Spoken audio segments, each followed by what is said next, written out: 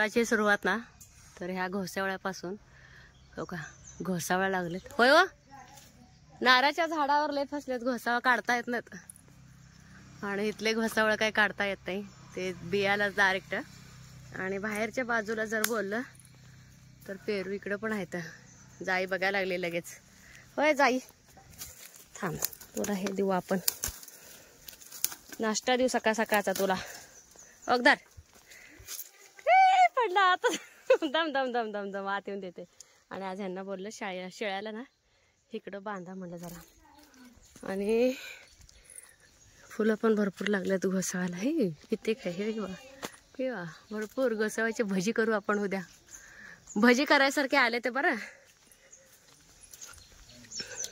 तर भोपळे आलेत भरपूर तर गावातल्या सासूबाईंना परत शेजारच्या सासूबाईंना भोपळे द्यायचे आहेत मला कट करून इथे एक भोपळा आला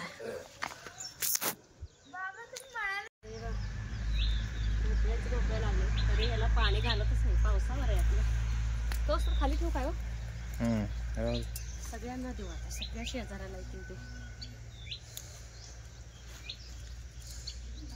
ते पाय ते काय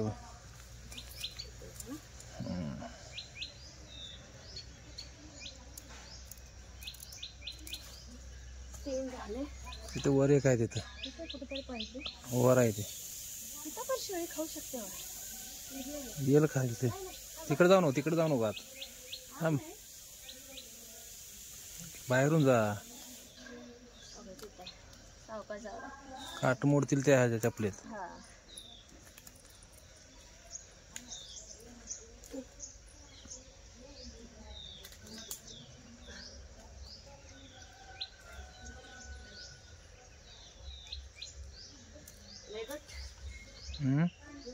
तू वरचा मोड किती हा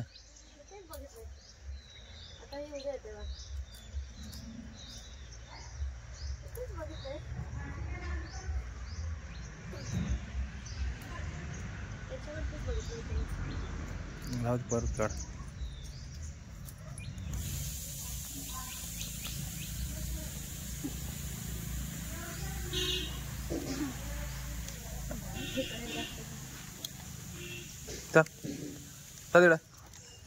चल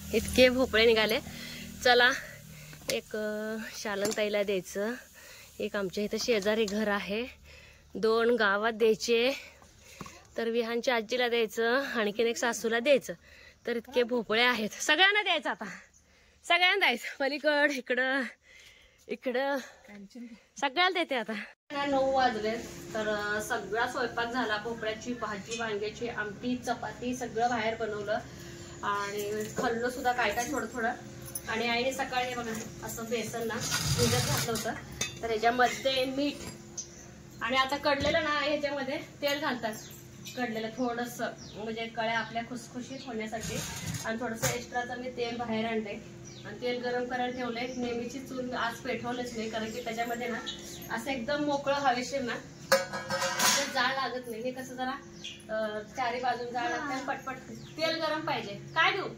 पळीने घातलं तेल ह्यात घाल आहे ना आणि खूप जरा लोणच्या परवा तुपाचा डब्बाचा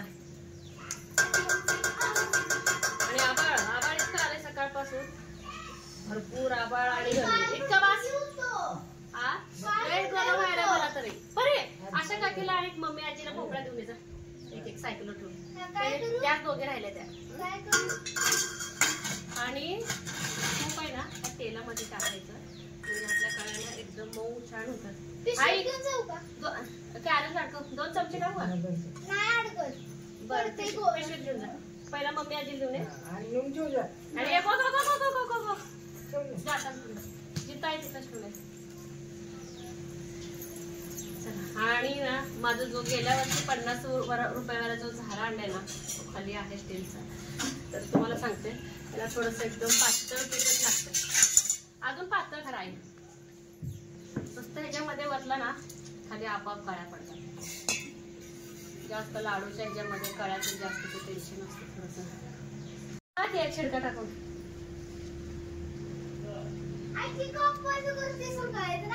नको थांब. हा नळाचं कॉक बंद कर. तापलंय आई.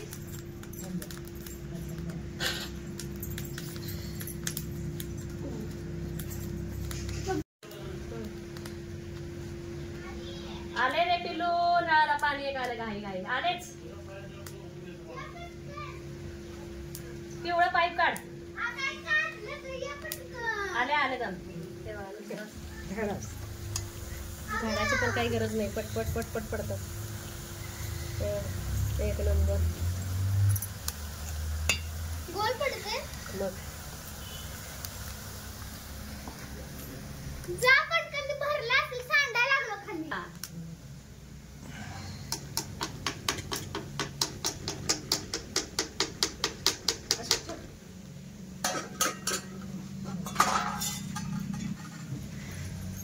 आई तळतळ घ्या तुम्ही. सगळं की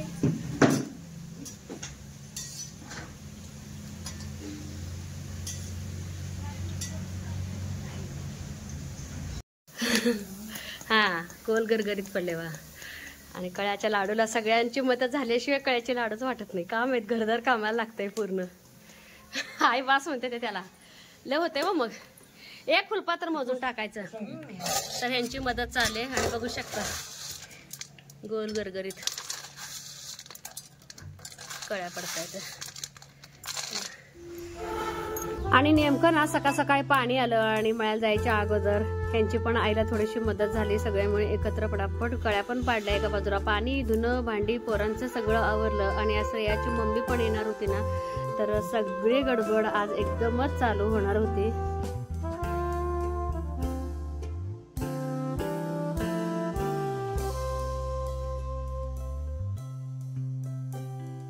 आईच्या ना हे बघा सगळ्या कळ्या पाडून झाल्या. आणि 1 किलो बेसन पीठ होतं ना, 1 किलोच्या बेसन पिठाला 1 किलो साखर असं घेतलंय. तर चला आता पाक करायचंय. तर ना पाणी साखर बुडेल इतकंच मी पाणी घालत असते. थांबा आई, तुम्ही ती ढवळा जरा. ढवळा असं पातेलं. बाद झालं. ओके चला जाळ लावू आता ह्याला. आणि आज ना श्रेयाची मम्मी आली. मम्मी श्रेयाची मम्मी आज मला लाडू बांधायला आले. ते सेम आपली सजुरी माहित नाही वे, आपलं हळदी कुंकाला ती येते बघा.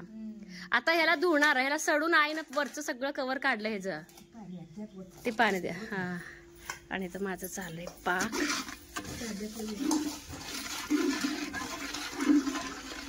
तर साखर लागू नये म्हणून ना थोडंसं एकसारखं ढवळून घेते. काय होतंय नाही तर पातेल्याला पूर्ण साखर चिटकून राहते.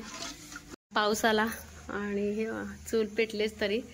तर म्हटलं सगळं साहित्य आताच आणली जसं की आणि आपलं पाक पण होतच आलाय.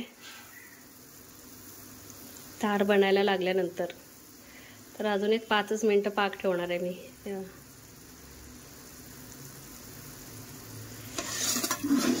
त्यात गरम पण लय व्हायला हो.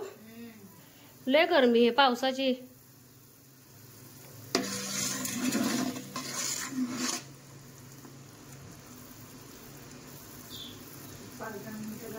पाक थोडा ना प्लेटातच घेऊन बघणार आहे. नाही पसरते अजून. आणि तार पण तुटते तर एक सारखी तार पाहिजे. अजून एक 5. हे काय कुठे पावसाळ्यातला पाऊस आहे पण भीती घालताय ना. साहित्य आपलं वल्ल होतंय मग सगळं असं होतंय. पण गरमी लय.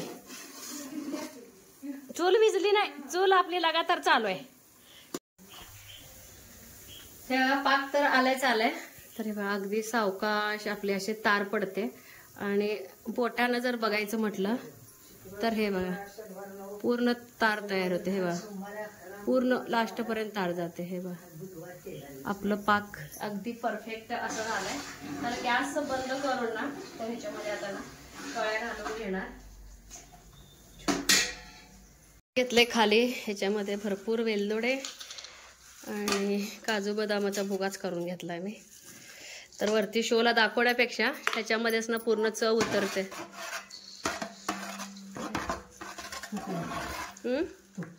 तूप टाकू काय?